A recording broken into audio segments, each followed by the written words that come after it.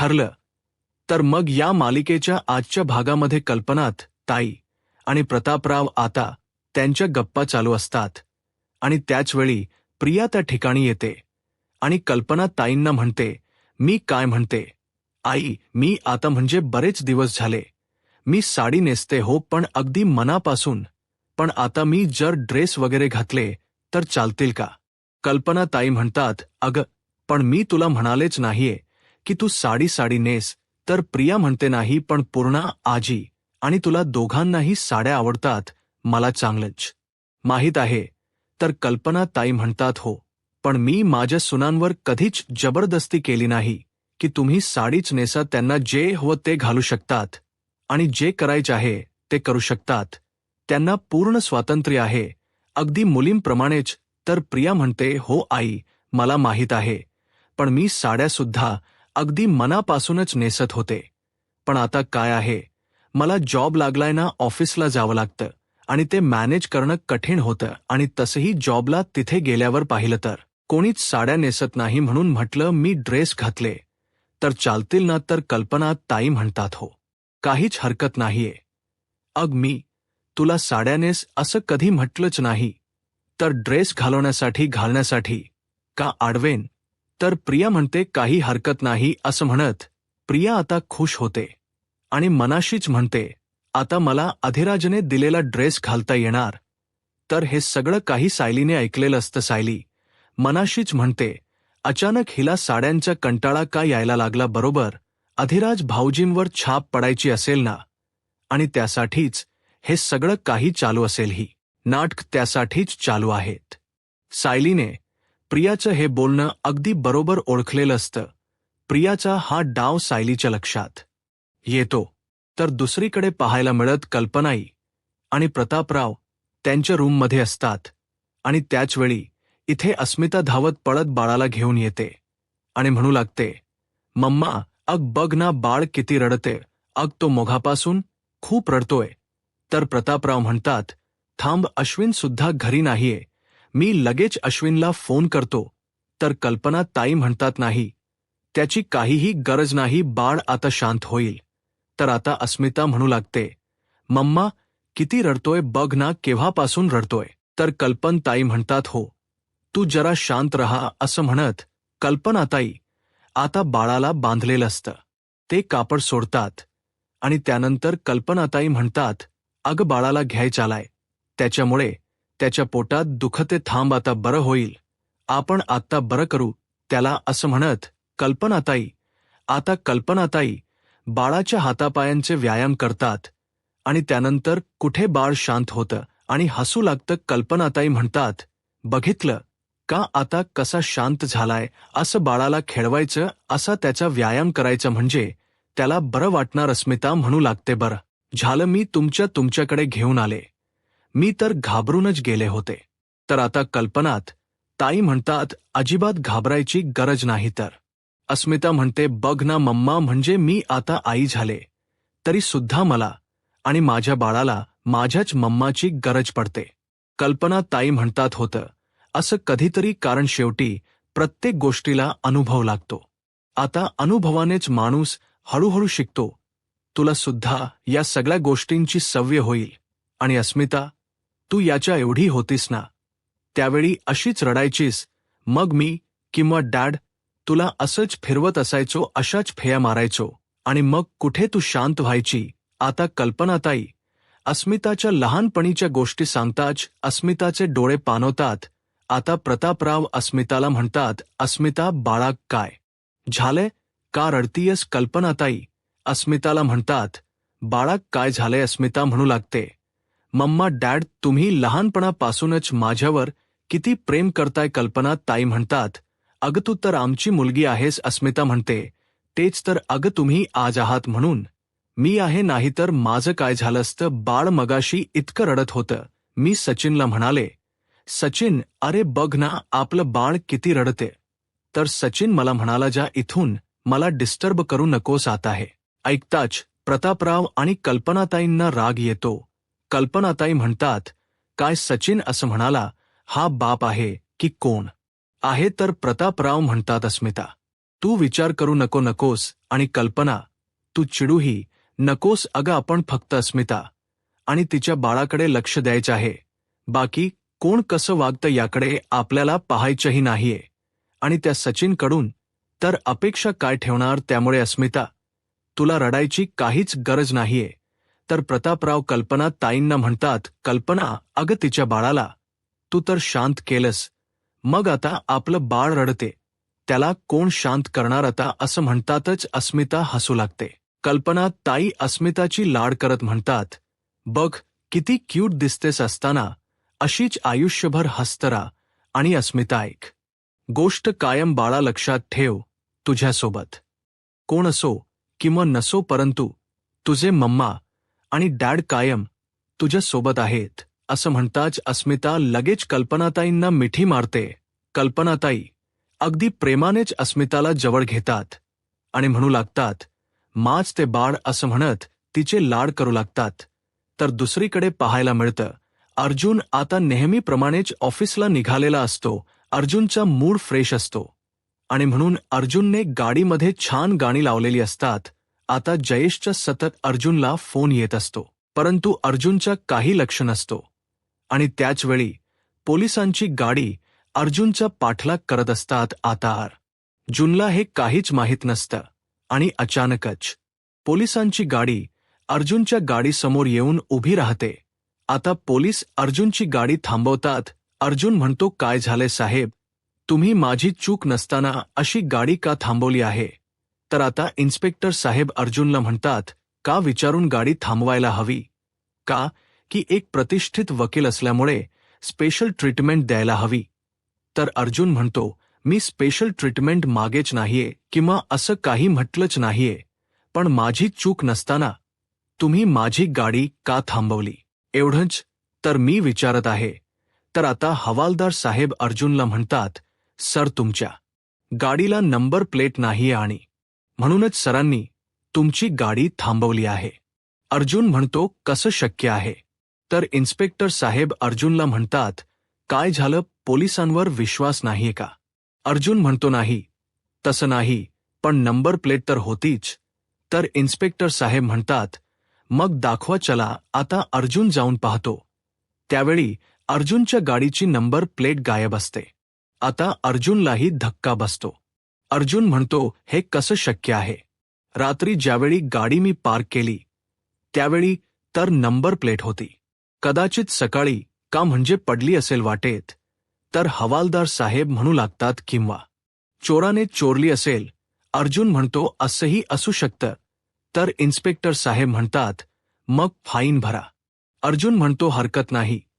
तर आता हवालदार साहेब अर्जुनच नाव आणि फाईनची रिसिप्ट तयार करत असतात. आणि इकडे मात्र इन्स्पेक्टर साहेब अर्जुनच्या गाडीच्या मागेच उभे असतात आणि त्यांचा लक्ष जातो. त्यावेळी अर्जुनच्या गाडीच्या डिकेतून रक्ताचे एक एक थेंब खाली पडत असतात. आता अर्जुनने फाईन भरून झालेला असतो.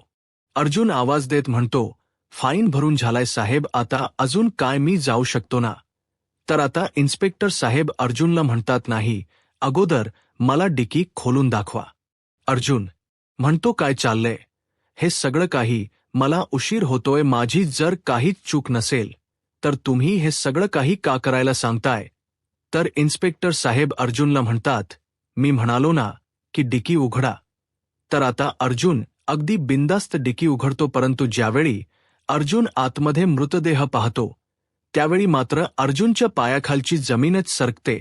तर इन्स्पेक्टर साहेब अर्जुनवर गंधरोक्त म्हणतात, you are under arrest advocate Arjun. सुभेदार आता मात्र अर्जुनला काय बोलावं काहीच कळत नाही आणि तो मृतदेह असतो शांता मावशींचा. आता अर्जुन तर पाहून आश्चर्यचकितच होतो, कारण हे सगळं काही अर्जुनसाठी भयंकर असतं. अर्जुनला यातलं काहीच माहीत नसतं. तर दुसरीकडे पाहायला मिळतं, जयेश जखमी अवस्थेतच आता शांता मावशींच्या साडीपर्यंत आलेला असतो. शांता मावशींच्या दरवाजावर पाहतो तर शांता मावशी घरी नसतात आणि जयेशला खूप मारण केलेली असते. आणि जयेश सतत अर्जुनला फोन करण्याचा प्रयत्न करत असतो, परंतु अर्जुनला फोन उचलणं शक्य नसतं. आणि म्हणूनच जयेश शेवटी आता सायलीला फोन करतो. सायली म्हणते, बोला ना जयेश दादा. तर जयेश म्हणू लागतो, ताई, शांता मावशी कुठेतरी गायब झालेत. आता हे ऐकताच सायलीला धक्काच बसतो. सायली म्हणते, काय? परंतु जयेश दादा, तुम्ही होता ना शांता मावशी सोबत? मग असं कसं होऊ शकतं? हे कसं शक्य आहे? तर जयेश म्हणतो, मी होतो, पण नंतर काय घडलं मला खरंच काही माहीत नाही. असं म्हणत जयेश घडलेला सर्व प्रकार आता सायलीला सांगू लागतो. जयेश म्हणतो, आणि म्हणूनच मी अर्जुन सरांना फोन करण्याचा प्रयत्न करतोय, पण अर्जुन सर फोनच उचलत नाहीयेत. तर सायली म्हणते, पण त्याचवेळी तुम्ही हे आम्हाला का नाही सांगितलं? आम्ही आलो असतो ना तुमच्या मदतीला. तर जयेश म्हणतो, पण मी आत्ता शुद्धीवर आलोय. तर आता सायली जयेशला म्हणते, पण मला एक सांग जयेश दादा, की तुम्हाला असं काही संशयास्पद वाटलं होतं का? ज्यावेळी तुम्ही रात्री आम्हाला मेसेज केला होता की सगळं काही ठीक आहे, त्यावेळी तुम्हाला संशयास्पद वाटलं होतं का? किंवा त्यानंतर जयेश म्हणतो, मी अर्जुन सरांना मेसेज केला. एक मिनिट ताई, मी मोबाईल चेक करतो. आता जयेश मोबाईल मधले सर्व मेसेज पाहतो आणि म्हणू लागतो, नाही सायली ताई, मी तुम्हाला मला किंवा अर्जुन सरांना काही मेसेज केलाच नाहीये. खरं तर माझं आणि अर्जुन सरांच बोलणं झालंच नाहीये. तर आता सायलीचं सगळं काही लक्षात येतं. जयेश म्हणू लागतो, ताई, आता मी काय करू? कुठे शोधू शांता मावशीला? मी काय करू सांगा ना? तर सायली म्हणू लागते, जयेश दादा, तुम्ही शांत व्हा. तुम्हाला जास्त लागलं तर नाही ना? तर जयेश म्हणतो, नाही, परंतु आता अर्जुन सर कुठे आहेत? सायली म्हणते, अर्जुन सर ऑफिसला निघालेत. पण जयेश दादा, आता हे सगळं काही प्रियाने केलं आहे. शांता मावशी गायब होण्यामागे प्रियाचा हात आहे. म्हणजे ती नक्कीच आता तिच्या आई वडिलांपर्यंत, म्हणजे सदा महिन्यापर्यंत पोहोचू शकते. त्यामुळे तुम्ही एक काम करा, मी आता तुम्हाला एक ॲड्रेस पाठवते. तुम्ही लगेच सदा महिन्याला त्या ॲड्रेसपर्यंत घेऊन जा. तर जयेश म्हणतो, बरं ठीक आहे, मी लगेचच जातो. तुम्ही मला ॲड्रेस पाठवा. सायलीला काय करावं काहीच सुचत नसतं. सायली लगेच जयेशला ॲड्रेस पाठवते आणि ती आता सदा महिन्याला त्या ॲड्रेसवर घेऊन जायला सांगते. आता घडलेला सर्व प्रसंग सायली अर्जुनला सांगण्यासाठी अर्जुनला फोन करायला घेते, परंतु अर्जुन काही फोन उचलत नसतो. सायलीला काय करावं काहीच कळत नसतं. सायली सतत अर्जुनला फोन करत असते, परंतु अर्जुन काही फोन उचलत नाही. तर दुसरीकडे इन्स्पेक्टर साहेब आता इथे पोलीस स्टेशनला येतात आणि हवालदारांना आवाज येत म्हणतात, हवालदार आत्ताच्या आता लॉकअपची चावी घेऊन या. आणि लगेच आता तुरुंगाचा दरवाजा उघडतात आणि दुसऱ्या हवालदार साहेबांना म्हणतात, घेऊन ये त्याला. असं म्हणत आता अर्जुनला तिथे घेऊन येतात. अर्जुन म्हणत असतो, सर, मी खरंच काही केलं नाहीये, प्लीज माझं ऐकून घ्या. परंतु इन्स्पेक्टर साहेब अर्जुनच काही ऐकून घ्यायला तयार नसतात आणि कुठलाही विचार न करता ते अर्जुनला लॉकअपमध्ये टाकतात. अर्जुन त्यांना म्हणत असतो, साहेब, तुम्ही चुकीचं करताय. तर इन्स्पेक्टर साहेब म्हणू लागतात, ॲडव्होकेट अर्जुन सुभेदारला मला स्वतःच्या हाताने लॉकअपमध्ये टाकायचं आहे. असं म्हणत आता ते अर्जुनला आतमध्ये ढकलून देतात. अर्जुनच काही बोलणंच ऐकून घ्यायला ते तयार नसतात. अर्जुनला आता कसं समजवावं काहीच कळत नसतं. अर्जुन इन्स्पेक्टर साहेबांना म्हणतो, खूप चुकीचं करताय तुम्ही, मी काहीही केलं नाही. तर इन्स्पेक्टर साहेब अर्जुनला म्हणतात, मी चुकीचं करतोय आणि तू काय केलंस रे? अरे ॲडव्होकेट अर्जुन सुभेदार, तू अशी मर्डर वगैरे करशील असं वाटलं नव्हतं रे कधी. तर अर्जुन त्यांना म्हणतो, मी काहीही केलेलं नाही. तर इन्स्पेक्टर साहेब म्हणतात, आता जेलची हवा खायची? एवढा मोठा खून केलायस, एका बाईचा खून करून तिचा मृतदेह तू तुझ्या डिकीत ठेवलायस आणि मला म्हणतोयस मी काहीच केलं नाहीये. अरे आता हे छोटे मोठे कायदे तू मला शिकवणार आहेस का? तर अर्जुन म्हणतो, इन्स्पेक्टर साहेब, प्लीज माझं ऐकून घ्या, खरंच मी काहीही केलेलं नाही. जी डेड बॉडी सापडली आहे तिच्याशी माझा काही संबंध नाही. मला खरंच काही माहीत नाही. अर्जुन म्हणतो की तुम्ही कुठल्याही पुराव्याशिवाय मला अटक करू शकत नाही. तर इन्स्पेक्टर साहेब अर्जुनला म्हणतात, पुरावे वगैरे मिळत राहतील रे सुभेदार, परंतु तो मुर्दा आहे ना, तोच आता पुरावा म्हणून भरपूर आहे. आता मात्र अर्जुनचा राग अनावर होतो आणि अर्जुन रागानेच इन्स्पेक्टर साहेबांकडे पाहतो. तर इन्स्पेक्टर साहेब अर्जुनला म्हणतात, आठवत का 3 वर्षापूर्वी एका केसच्या संदर्भात तू हात धुवून माझ्या मागे लागला होतास आणि 3 वर्षापूर्वी तुझ्यामुळे माझी नोकरी गेली होती. सस्पेंड झालो होतो मी फक्त तुझ्यामुळे. नोकरी तर मी परत मिळवली रे, पण माझं प्रमोशन रखडलं. पण अगदी झोपेत सुद्धा तू मला समोर दिसायचास. त्याचवेळी थेट ठरवलेलं की एक दिवस तुला कोंडीत पकडायचं आणि आज सावट आपोआपच माझ्या हाती सापडले आणि आज मात्र स्वतःच्या हाताने मी तुला जेलमध्ये टाकलं आहे. भाग्य अस्त्रे एखाद्याचं काल तुझं होतं आणि आज माझं आहे. तर आता अर्जुन म्हणतो, म्हणजे याचा अर्थ तू माझ्यावर पर्सनल राग काढतोयस. तर इन्स्पेक्टर साहेब म्हणतात, तसं समज. अर्जुन म्हणतो, आता मी स्वतःची सुटका स्वतःच करून घेणार, स्वतःचा जामीन स्वतःच मिळवणार, पण त्या अगोदर मला खरी फोन करू दे.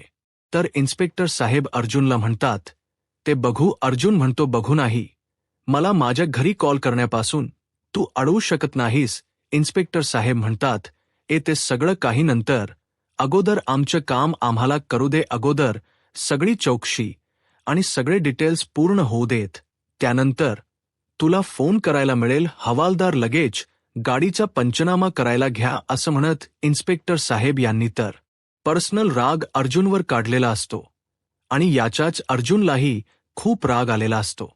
अर्जुन म्हणतो, इन्स्पेक्टर, परंतु इन्स्पेक्टर साहेब अर्जुनच काही ऐकून न घेता तिथून निघून जातात.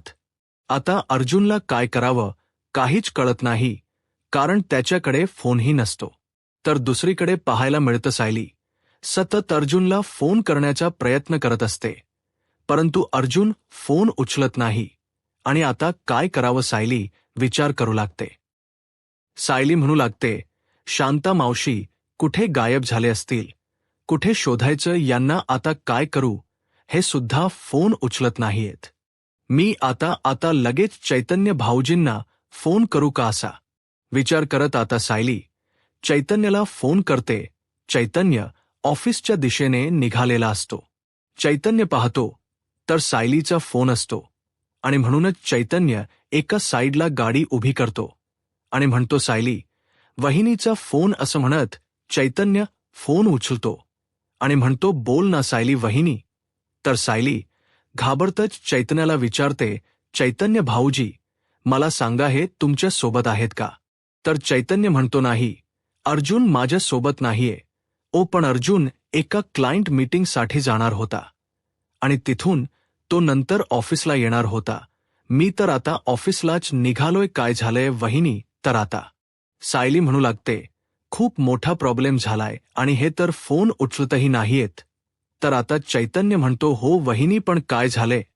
तर सायली आता घडलेला सर्व प्रसंग चैतन्याला सांगू लागते. सायली चैतन्याला म्हणते, काल रात्री शांता मावशी त्यांची कागदपत्र आणण्यासाठी त्यांच्या घरी गेले होते आणि जयेश सदा त्यांच्या सोबत होते, पण जय सदाना खूप मारण करण्यात आली. असं म्हणत सायली सगळा घडलेला प्रसंग ज्यावेळी चैतन्याला सांगते त्यावेळी चैतन्यालाही धक्का बसतो. चैतन्य म्हणतो, म्हणजे इतकं सगळं रात्री घडलंय का? तर सायली म्हणते, हो, मला असं वाटते की ज्या अर्थी प्रिया शांता मावशी पर्यंत पोहोचू शकते त्या अर्थी ती सदा महिनापर्यंत नक्कीच पोहोचू शकते. आणि म्हणूनच जयेश दादांना मी आता तुमच्या घरचा ॲड्रेस दिलाय. सदा महिन्याला तिथे घेऊन यायला चालेल ना तुम्हाला? तर चैतन्य म्हणतो, ऑफकोर्स वहिनी, चालेल, काही हरकत नाही. तसं जर झालं तर मलाही लक्ष ठेवता येईल त्यांच्यावर. पण आता शांता मावशीला कुठे शोधायचं? तर आता चैतन्य म्हणू लागतो, काळजी करू नकोस, अर्जुन ऑफिसलाच गेला असेल, मी सुद्धा जातो आणि बघतो. असं म्हणत आता चैतन्यालाही काही माहीत नसतं आणि चैतन्य ऑफिसला जायला निघालेला असतो. आता इकडे सायली पुन्हा अर्जुनला फोन करण्याचा प्रयत्न करत असते. त्या अगोदर ती जयेशला चैतन्याच्या घरचा पत्ता पाठवते आणि तिथे सदा मायनाला घेऊन जायला सांगते.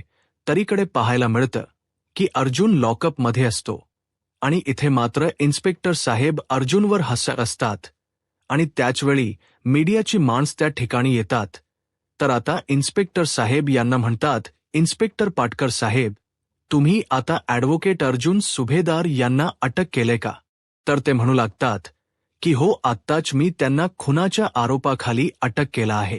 तर मीडियाची माणसं आता इन्स्पेक्टर पाटकर यांना विचारतात, परंतु ॲडव्होकेट अर्जुन सुभेदार यांनी खून केलाय याचा काय पुरावा आहे तुमच्याकडे?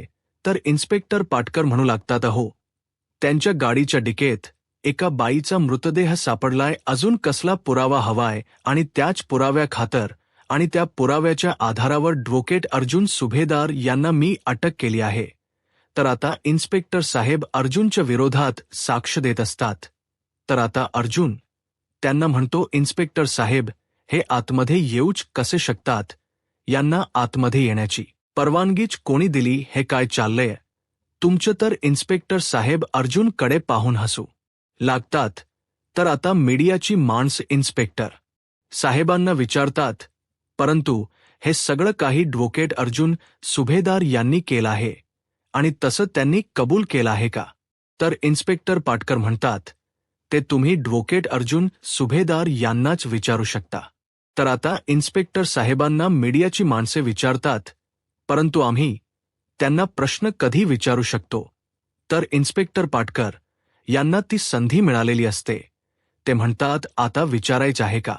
विचारू शकता. मागे बघा, लॉकअपमध्ये ॲडव्होकेट अर्जुन सुभेदार दिसतच आहेत. ज्या तुम्हाला जे प्रश्न विचारायचे ते विचारा, असं म्हणत सगळ्या मीडियाच्या माणसांनी आता अर्जुनला घेरलेलं असतं आणि प्रश्नावर प्रश्न विचारू लागतात अर्जुनला. ह्या सगळ्यामध्ये इन्स्पेक्टर पाटकर हे अडकवण्याचा प्रयत्न करत असतात आणि हसू लागतात. आता अर्जुनला मात्र खूप राग आलेला असतो. तर इकडे मीडियाचे सगळे सण अर्जुनला म्हणतात, ॲडव्होकेट अर्जुन सुभेदार, तुम्ही हा खून का केला, कशासाठी आणि कोणाचा खून केला, असं म्हणत सगळे प्रश्न विचारत असतात. तर दुसरीकडे पाहायला मिळतं, घरी सायलीच्या जीवाची खालमेल होत असते, कारण अर्जुनचा फोन लागत असून अर्जुन फोन उचलत नसतो आणि एकीकडे शांता मावशी कुठे गायब झाल्या हेही कळत नसतं. तर आता सायली म्हणू लागते, शांता मावशींना कुठे शोधायचं, कुठे गायब झाले असतील? त्या हे सगळं काही प्रियाचंच कारस्थान आहे. हे सगळं काही प्रियाने घडवून आणलं आहे. मला आता असं वाटते की थेट जाव आणि त्या प्रियाला जा विचारावा, परंतु आई बाबांसमोर उगा तमाशा नको म्हणून मी काहीच करू शकत नाही. परंतु आता शांता मावशींना कुठे शोधायचं? पण मला इतकं अस्वस्थ का वाटत आहे देवी? आई मला कसले संकेत देतीये का? मला इतकी भीती का वाटते? माझ्या जीवाला अशी हुरहुर का लागलीये? म्हणजे असं वाटते की काहीतरी अनपेक्षित भयंकर घडणार आहे. देवी, आई, हे कसले संकेत आहेत? असं म्हणत सायली घाबरून गेलेली असते. तर दुसरीकडे मीडियाच्या सगळ्यांनीच आता अर्जुनला खेळलेलं असतं आणि प्रश्नांनी भांडावून सोडलेलं असतं. तर त्याचवेळी इन्स्पेक्टर साहेब उठतात आणि अर्जुनच्या दिशेने जात अर्जुनकडे पाहत म्हणतात, ॲडव्होकेट अर्जुन सुभेदार, बोला. तर आता मात्र अर्जुन चिडतो आणि म्हणू लागतो, इन्स्पेक्टर पाटकर, हे सगळं काही तू मुद्दामहून करतोयस ना? तू जुना राग काढतोयस. तुझ्याकडे कोणताही ठोस पुरावा नाहीये तरी सुद्धा तू मला जेलमध्ये टाकलायस. तू मुद्दामहून मला अडकवण्याचा प्रयत्न करतोयस. हे सगळं काही तुझंच कारस्थान, परंतु एक ना एक दिवस हे सत्य बाहेर येईलच. आणि हो, तू माझ्यासोबत जे काही वागतोयस ना, मी तुझ्या विरुद्ध केस करू शकतो, असं म्हणत अर्जुन खूप चिडलेला असतो. तर मीडियाचे मॅडम आता अर्जुनला प्रश्न करत म्हणतात, ॲडव्होकेट अर्जुन सुभेदार, तुम्ही त्या बाईंचा खून का केलात? तर दुसरे म्हणतात की तुमच्या त्या अगोदरपासून ओळखीचे होते का? तुम्ही त्यांच्यावर असणारा राग काढलात का? असं म्हणत प्रश्नावर प्रश्न विचारू लागतात. अर्जुन म्हणतो, मी तुमच्या कुठल्याच प्रश्नाची उत्तर नाही देऊ शकत. तर आता मीडियाची माणसं अर्जुनला म्हणतात, परंतु आम्हाला परमिशन मिळाली आहे, त्यामुळे तुम्हाला उत्तर द्यावीच लागतील. तर अर्जुन म्हणतो, मी निर्दोष आहे. मी कोणाचाही खून केला नाही. की मग कुठलाही गुन्हा केला नाही. तर मीडियाचे मॅडम अर्जुनला प्रश्न करत म्हणतात, साहेब जर तुमच्या यामध्ये हातच नाहीये तर मग ती डेड बॉडी तुमच्या गाडीत कशी आली? तर आता अर्जुन त्यांच्या प्रश्नाचे उत्तर देत म्हणतो, मी आता तुम्हाला कोणत्याही प्रश्नाची उत्तर इथे देणार नाही. जी काही उत्तर द्यायची आहेत ती मी कोर्टातच देईन. मी मीडियाला काही सांगणार नाही.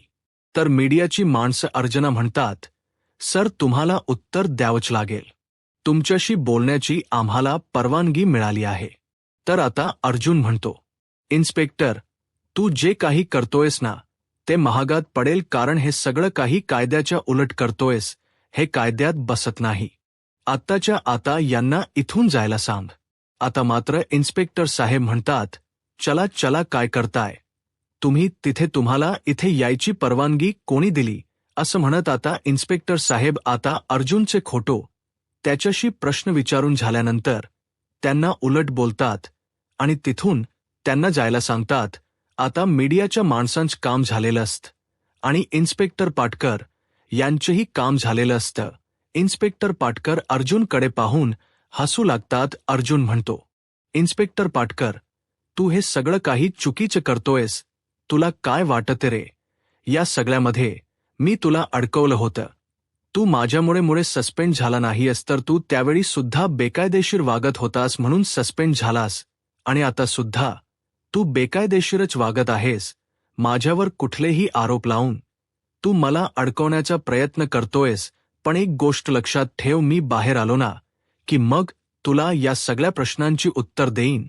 तर आता इन्स्पेक्टर साहेब म्हणतात, मी तुला बाहेर येऊ देईन. तर ना आता सध्या तू लॉकअपमध्ये आहेस ना, हेच माझ्यासाठी पुरेस आहे. अर्जुन म्हणतो, मला फोन करू दे. तर आता इन्स्पेक्टर साहेब म्हणतात, देणार नाही.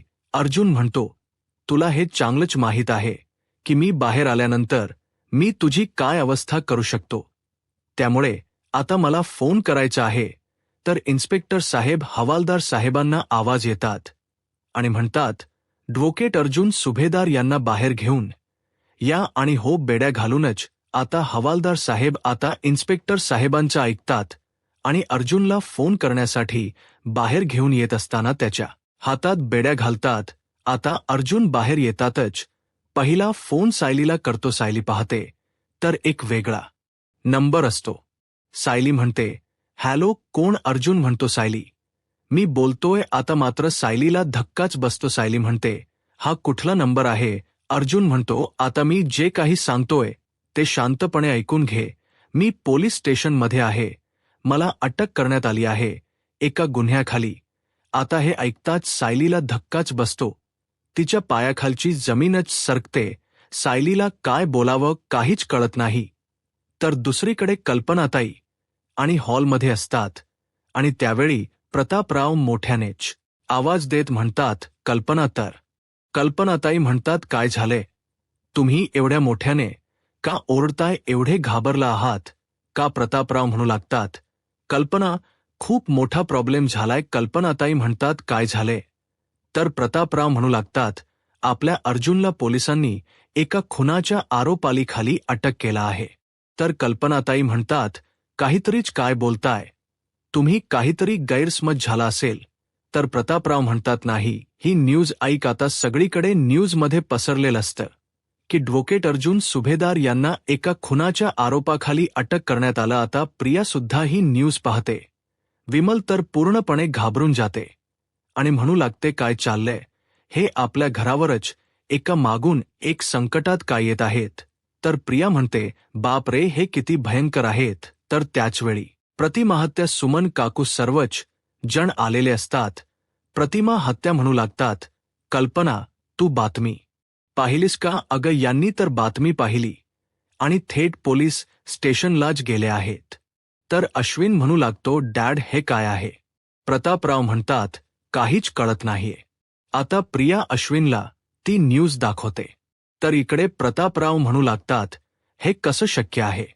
अर्जुनला कुठल्या पुराव्याच्या आधारावर अटक केलं गेलं आहे आणि अर्जुन असं करणं शक्यच नाही. हे कोणीतरी अर्जुनला मुद्दामहून फसवण्यासाठी केलं. परंतु जरी अटक झाली तरी एखादा फोन करण्याची परवानगी असतेच ना. म्हणूनच प्रतापराव कल्पना ताईंना विचारतात, कल्पना, तुला फोन आला होता का? कल्पनाई म्हणतात नाही, पण सायली कुठे आहे असं म्हणताच प्रतापराव सायलीला हाक मारतात. तर सायली, जिना उत्तरात येत असते, ती पूर्णपणे वितरून गेलेली असते. सायली खाली येताच कल्पनाताई आणि सायलीकडे पाहतात. तिच्या डोळ्यातून फक्त अश्रू उघाडत असतात. प्रतिमा त्या सायलीला म्हणतात, सायली, तुला अर्जुनचा फोन आला होता का? परंतु सायली काहीच बोलत नाही. कल्पनाताई सायलीकडे जातात. सायलीला म्हणतात, सायली, तुला अर्जुनचा फोन आला होता का? तर सायली म्हणते, हो, पोलीस स्टेशनमधून यांचा फोन आला होता. त्याने एका खुनाच्या आरोपाखाली अटक केली गेली आहे असं म्हणता सायली लगेच कल्पनाताईंना मिठी मारते. कल्पनाताई सायलीला सावरतात. घरातील सर्वच जण या बातमीने वितरून गेलेले असतात. तर दुसरीकडे पोलीस स्टेशनला आपल्याला पाहायला मिळते इन्स्पेक्टर पाटकर आता अर्जुनला म्हणतात, तुला आता या खुनाच्या आरोपाखाली अटक झालीच आहे आणि आता गाडीचा पंचनामाही करून झालाय आणि इन्व्हेस्टिगेशन पण चालू झालंय. मग आता हा खून तू का केलास हे आम्हाला सांगशील का? तर अर्जुन म्हणतो, मी मघापासून ओरडून तुम्हाला एकच सांगतोय की मी कुठलाही खून केला नाही. तर इन्स्पेक्टर साहेब म्हणतात, कसं आहे ना वकील साहेब, आता खून तुम्ही केला आहे. तुमच्याच गाडीत ती बॉडी सापडली आहे, म्हणजे हे सिद्ध होतेय की खून तुम्हीच केलाय. पण कसं असतं, तू एवढा डोकेबाज वकील आहेस आणि एखादा खून कसा पचवायचा, एखादी गोष्ट कशी पचवायचीही तुला चांगलीच माहीत असेल, पण तू मात्र माती खाल्लीस असं म्हणत आता इन्स्पेक्टर साहेब अर्जुनवर भलते चलते आरोप करू लागतात. इन्स्पेक्टर साहेब अर्जुनला म्हणतात, ती शांता नावाची बाई, तिला तू आधीपासूनच ओळखत होतास हे आम्हाला कळलंय म्हणे. तू तिच्या घरी जायचास आता तर म्हणे तू तिला एका वेगळ्या घरी नेऊन ठेवलं होतं असं म्हणत संशयाने अर्जुनला नको ते आरोप त्याच्यावर करू लागतात. आता या सगळ्या गोष्टी आम्हाला कळाल्यात, मग त्या बाईचा तू खून का केलास हे सांगशील का? आणि हो, हे बघ सुभेदार, तुला जर सांगायचं नसेल तर आता तुझ्याकडून कसं वदवून घ्यायचं हे मला चांगलंच माहीत आहे असं म्हणत आता त्यांनी हातात आपल्या काठी घेतलेली असते. तर अर्जुन ठणकावून सांगतो, तुला पाटकर जे करायचं आहे ना ते कर, मी तुला घाबरत नाही. पण मी जे केलं नाहीये, मी जो गुन्हा केला नाहीये तो मी कबूल करणार नाही आणि आता मी तुला काहीच उत्तर देणार नाही. मला जे काही उत्तर द्यायचं आहे ना ते मी कोर्टातच देईन. इन्स्पेक्टर साहेब अर्जुनला म्हणतात, काय आहे ना सुभेदार, आता जरी तू गुन्हा कबूल नाही केलास तरी तुला कोर्टात हे सांगावंच लागेल की त्या बाईचा आणि तुझा संबंध होता नाही आहे. म्हणजे त्या बाईची सगळी हिस्ट्री आम्ही काढली आहे. ती बाई कोणते धंदे करायची हेही आम्हाला माहीत आहे. म्हणजे या सगळ्यामध्ये तू सुद्धा सामील होतास. याचा अर्थ त्या बाईने तुझी भागीदारी दिली नाही म्हणून तू असा राग काढलास. याचा अर्थ पैशासाठी तू हे सगळं काही केलंस हे अजून काही. म्हणजे शांता काही धंदा करायची हे आम्हाला चांगलंच माहीत होतं, पण ती जरा वयाने जास्त होती. मग तिच्या ओळखीच्या तरण्या तर कोणीतरी असतीलच ना, मग त्याच्याशी तुला लफड करायचं असेल म्हणून असं म्हणत आता इन्स्पेक्टर साहेब अर्जुनला राग यावा यासाठी त्याच्यावर आरोप करत असतात. परंतु अर्जुन काही त्यांच्याकडे पाहत बोलत नाही. आता मात्र इन्स्पेक्टर साहेब चिडतात आणि म्हणू लागतात, काय झालं ॲडव्होकेट अर्जुन? सुभेदार, आता तुम्हाला उत्तर द्यावंच लागेल. अर्जुन म्हणतो, कारण माझ्याकडे कुठली उत्तर नाहीच आहेत. जो गुन्हा मी केलाच नाही त्याचे उत्तर मी का देऊ? आता इन्स्पेक्टर साहेब म्हणतात, बोल नाही तर या दांड्याने तुझे डोळे फोडेन. अर्जुन मोठे डोळे करून इन्स्पेक्टर साहेबांकडे पाहत असतो. इन्स्पेक्टर साहेब म्हणतात, डोळे खाली. परंतु अर्जुन काही घाबरत नाही. इन्स्पेक्टर साहेब आपल्या हातातला दांडा फेकून देतात. अर्जुन म्हणतो, काय झालं इन्स्पेक्टर पाटकर? तुला माझ्याकडून सत्य वधून घ्यायचं होतं ना? सत्य हेच आहे की मी कोणाचाही खून केला नाही. परंतु हे स्टेटमेंट मी तुला देणार नाही. द्यायचं असेल तर ते मी लेखी देईन, पण मी माझ्या असोसिएटला देईन. तर आता इन्स्पेक्टर साहेब अर्जुनला म्हणतात, असोसिएट, तुमचं हे जे काही असोसिएट सर्कल आहे ना, मग त्यातील कोण तुझी केस घेणार आहे?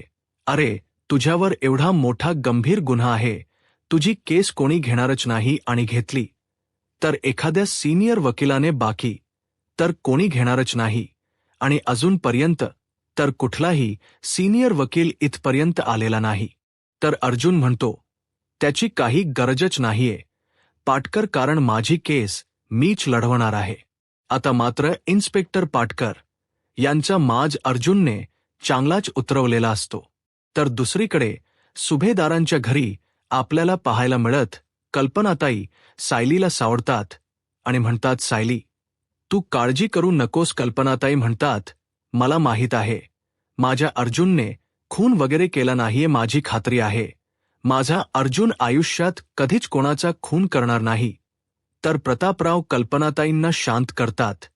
तर अश्विन म्हणू लागतो, मम्मा, हे सगळं काही दादाच्या बाबतीतच का घडतंय? तर आता कल्पनाताई म्हणतात, माहीत नाही, परंतु माझी खात्री आहे की या सगळ्यामध्ये अर्जुनला कोणीतरी अडकवण्याचा प्रयत्न करतंय. अर्जुनने असं काहीही केलेलं नाही. तर आता सायली म्हणते, मी पोलीस स्टेशनला जाऊन येते. तर प्रतापराव सायलीला म्हणतात, मी सुद्धा येतो. तर सायली म्हणते, नाही बाबा, आईंना तुमची गरज आहे, त्यामुळे बाबा तुम्ही खरीच थांबा, मी येते जाऊन. तर प्रतापराव म्हणतात, बरं ठीक आहे सायली, आमचा तुझ्यावर विश्वास आहे. आणि सायली, कितीही संकट येऊ देत, काही होऊन देत, पण तुझा हा बाप तुझ्या सोबत आहे, त्यामुळे काळजी करू नकोस.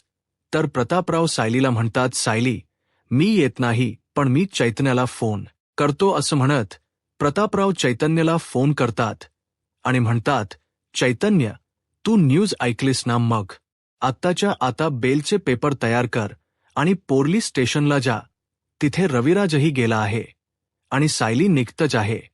तर आता प्रतापराव आणि कल्पनाताई यांना सायली सावरते आणि अश्विनला म्हणते, अश्विन भाऊजी, तुम्ही लक्ष द्या यांच्यावर, काळजी घ्या सर्वांची.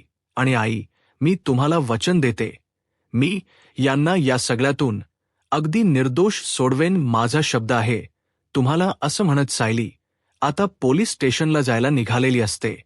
तर येणाऱ्या पुढील भागामध्ये आपल्याला पाहायला मिळतं, प्रिया आता शांता मावशींचा हा खोटो हातात घेते, त्यावर क्रॉस मार्क केलेली असते आणि म्हणू लागते, सॉरी शांता मावशी, असं म्हणत आता खोटो फाडून टाकते.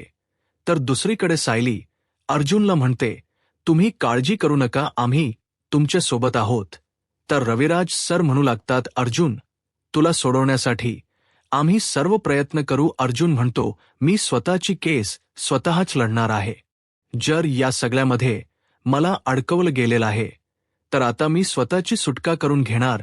तर दुसरीकडे सायली म्हणू लागते, आता सुप्रसिद्ध ॲडव्होकेट अर्जुन सुभेदार गजाड लवकरच चढणार फासावर. इथे सर्वजण अर्जुनला आधार देत असतात. तर दुसरीकडे प्रिया म्हणते, आता सायली आणि अर्जुन या पती पत्नींच्या आयुष्यात सुरू झाली शोकांतिका, असं म्हणत ती आनंद साजरा करत असते. यूट्यूब चॅनलला सबस्क्राईब करा आणि व्हिडिओ लाईक करा. धन्यवाद.